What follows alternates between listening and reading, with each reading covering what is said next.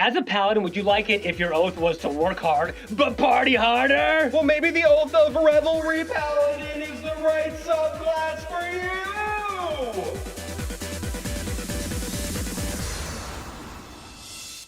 What's going on, YouTube? I'm the Mind Flayer Slayer. And I'm Dr. DM, and we're continuing with our coverage of this partnered content, which has been really fun. Lots of unique flavors for them. This is from Mage Hand Press, and now we have this Oath of Revelry, the Paladin. These are all actually pretty balanced subclasses you can play right now at your table. And stick around on this video, because at the end, we're going to give you our tier ranking for this really, really unique class. And let's talk about his oath first. These paladins share the following tenets. Abide by the doctrines of the Codicus Broticus. Celebrate every occasion, inviting friends and foes alike. Interesting. When necessary, fight for your right. Party!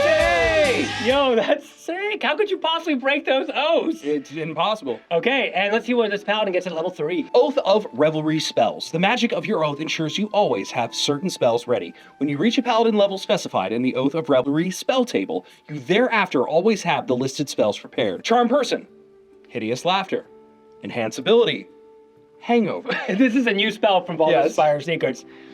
Create Food and Water, Hypnotic Pattern. Okay. Charm Monster, Freedom of Movement. Geese, and Telepathic Bomb. These are so thematic, it's insane. Having Hideous Laughter in a paladin is funny, so I think you're supposed to be like a broski, right? Is that the idea?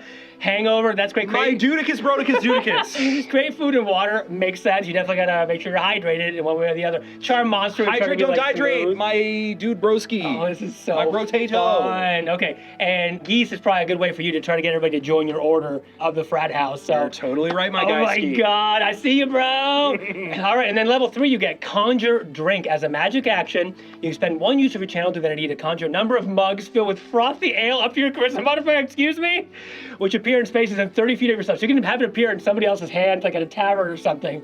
Creature that drinks the ale as a bonus action gets temporary hit points equal to your charisma mod and has advantage on a saving throw for 1 minute. Whoa, this is pretty fun. Yeah, so every time before you go into battle, let's get crazy. Let's get crunk. This is fun. This is very fun. So yeah, 1 minute advantage is really good actually for a saving throw in a combat. It's like it's gonna come up, especially on a big boss fight, for instance. And that's good. Temporary hit points will be limited, but if you think about it, for example, let's say you get to +5 at higher levels and you have a party of 6, that's 30 temp hit points you're throwing around for cranking down some ale. That's fun. That's very fun. I love it. Level 7. Aura of Fraternity. You and your allies deal an extra 1d4 damage on attacks using melee weapons or unarmed strikes, while in your Aura of Protection. What? The damage is the same type dealt by weapons or unarmed strikes. This is enormous. Level 7. Okay, That's crazy. People are getting extra attacks at this point, bonus action attacks. Yep. Has to be melee weapons or unarmed strikes, so make sure you're not like in a party of all spellcasters if you want to go down the Revelry path. But if you have a lot of damage users, including yourself, that's that's an average of what, like 2.5, 3 damage times like your every single attack. I mean, you're looking at dozens and dozens of damage every single time a turn elapses. Yeah. This is huge. This is something you've only found before on the Oathbreaker, where they get Aura of Hatred, which doesn't affect all creatures anyway. This is like that, just about as strong, and no downsides either. This is huge. The damage on here is pretty enormous. And You're right, my broski. At level 15, you have Merrymaker. When you or an ally within 30 feet of yourself that you can see or hear makes a d20 test, you can take a reaction to give that creature advantage on the roll, because no broski left behind. You can use this feature a number of times equal to your charisma modifier, minimum of once, and regain all expended uses once you finish a long rest. If the creature still fails the d20 test, this use of Merrymaker isn't expended. I mean, the point is you're, of course, the broski, but also it's like a bardic almost flavor too, where you're kind of being a party support. Get it? Party support? The Dudinator. Yeah, so not bad, not a terrible use of reaction, but Level could be 15, helpful on kinda meh. occasion. That's true. Yeah. And at level 20, you have Party Animal! As a bonus action, you can imbue your Aura of Protection with the many-hued magic of Revelry, granting the benefits below for 10 minutes. Once you use this feature, you gotta wait until you finish a long rest. Or you can use a 5th level spell slot to gain immediately, like all the level 20 paladins. Extra damage. The extra damage for your Aura of Fraternity is increased by 1d8. That's a +5 on average, roughly. Yeah. And it's every single attack. It's level 20 abilities. At this point, your fighters have like 4 or 5 attacks. That's wild ski, my guys. And broski, this is even better now because the aura, I think, increases to a 30-foot range. That is correct. So everyone will probably be in this and increase your damage exponentially. I don't think there's a better damage increase as far as like an AoE.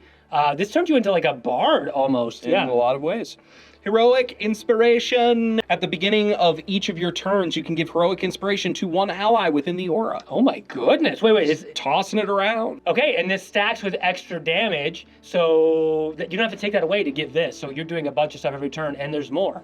Immunities. You and your allies have immunities to the blinded, deafened, exhaustion, and poison conditions in the aura. Okay, because so nothing will make the party stop. Oh, y'all. This is for sure. The point of this is maybe combat, but also getting everybody in the party wasted to no detriment at all.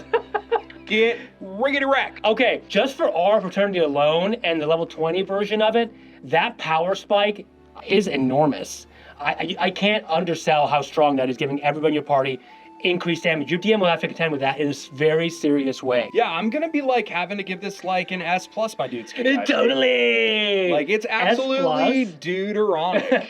So yeah, flavor S+. There are some levels that are more or less middling, but once you get to level 20, this class is like the shining example of what a paladin should be for a capstone. Pretty crazy. It is very, very crazy. Pretty crazy. Level 3. Yeah, let's just go with an S for a Revelry. Amazing what it does. And the flavor is up there with those spells it can cast. Absolutely. Okay, well this has been our coverage of the Aura of Revelry. Go get brewskied, my dudeskies. And play Paladin Oath of Revelry if you want to have a fun party time at your table. Please drink responsibly.